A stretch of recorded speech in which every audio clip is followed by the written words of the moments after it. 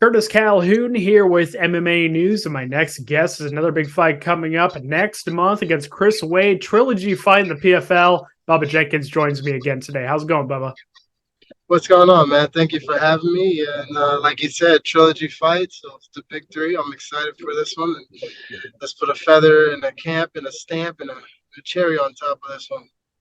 No doubt about it, man. Well, let's just start there. Talk to me about how this fight came together, because obviously we saw you fight Jesus Pinedo earlier this year. Then after the regular season, was the plan always to fight at least one more time this year on that championships card, or what was kind of the plan in terms of how this fight came together?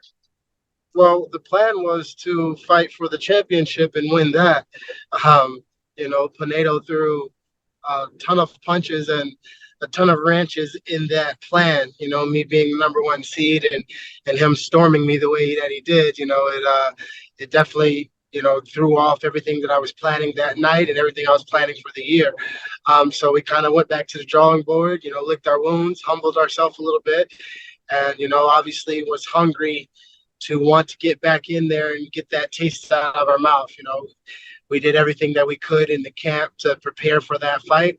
And Pinedo was just a better fighter that night, and he was just, ready to go.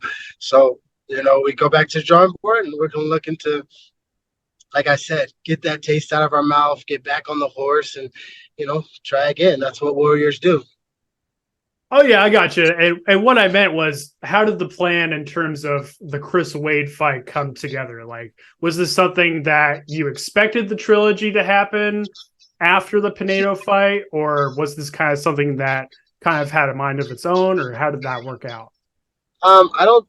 I didn't expect it. I didn't expect the trilogy to happen after a dominating fight that I just had against him in April. It wasn't that long ago where I beat the brakes off of him, and it was one-way traffic, and it wasn't even a contest. That wasn't that long ago. So I was surprised to see the trilogy fight, but I actually did call for it, because me and him have an animosity that we have not yet cleared, even though I told him in the cage in the third round of that last fight, this debt should be deaded. But, he had other plans, he had other thoughts, and, now we're here for the trilogy. In terms of the adjustments that you made from the first fight with Chris Wade to the second fight, talk to me about the biggest differences that you feel like you made in between those two fights that resulted in the dominant performance, like you mentioned earlier this year. I wasn't fighting to be a father. I wasn't fighting a divorce. I wasn't fighting for my children. So that's as simple as it goes. I don't think people really understand what I was going through in that first Chris Wade fight. You can name name five things that a man fears, and on that top five list of things that a man fears, it's going to be his spouse and it's going to be his children on the top five. And all at the same time, not only was I, being stripped financially, I was also being stripped of fatherhood, or not really stripped of fatherhood. I was being questioned, and I was going through a divorce. So my biggest advocate became not only my biggest opponent, but someone who knew how to push the buttons and get under my skin, and they know where the bodies are buried, so to speak. So I was not in nowhere shape frame of mind to even be thinking about Chris Wade. The only time I thought about Chris Wade was probably a couple of days before weigh-ins, when I was like, oh, yeah, I got to wait for this upcoming PFL fight. But when we speak about real life activity, fighting took a real big backseat to my life at that moment, and the results show up. I didn't show up. I never clocked in for that first Chris Wade fight, and the second fight I completely did. It was night and day. Obviously, your personal business, I don't want to get into that and all that, but I want to ask you, what do you feel like was the biggest key for you to move onward and forward and to really put on that performance in the second Chris Wade fight? What do you feel like was the biggest thing to, kind of push through some of those dark moments and really find the success that you find today? My resilience, man. That's one of the things about me. I'm resilient as they come. You can knock me down. I can fall flat on my face. I can embarrass myself as I've done in the past, in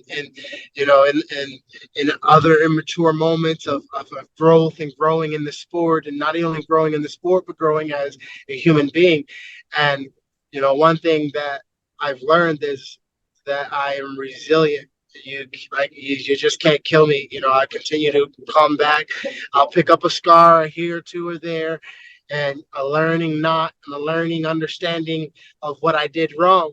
But I'm still going to be coming, man. And that's the one thing, death, taxes, and me being able to put my left foot in front of my right foot, or one in front of the other after something tragic or something negative has happened in my life is an assurity. I'm going to be able to come back no matter what happened. What's the impact that Dewey Cooper has had on your life and your career, just in general? Because obviously, he's getting a lot of praise right now after the Francis Ngannou boxing fight. I want to ask you about that too. But in terms of yourself, like, what's the impact that he's made on you and your life and your career? Yeah, Dewey's uncle, man. Dewey's more than a coach. Dewey's more than someone that just motivates you in your ear in the heat of the moment. I mean, I've been screaming it from the top of my lungs, and I've been hoping that Francis would do the same. And not only just Francis, but all the guys that have been working with Dewey. You know, we know how valuable Dewey is. That's why he's such a rare commodity, in the sense that there are the elite of the elite guys that are working with him, but he doesn't just take on anyone and everyone. He is a master chef, and every time he prepares a meal, it's a custom made thing for that a person. So he's a cheat sheet in that corner. He's somebody that not only motivates you from the things that he's done, but the things that he says. And he's one that can show you by example. He ain't just out there telling you and talking to you and coaching at you. And he'll get out there, put some gloves on, he'll bust a sweat, and he'll let you hit him in the lip every now and then. Things like that happen when you're invested as much as he is invested. And I'm glad and I'm grateful that the world is starting to see what I've been screaming and showing and saying for years now.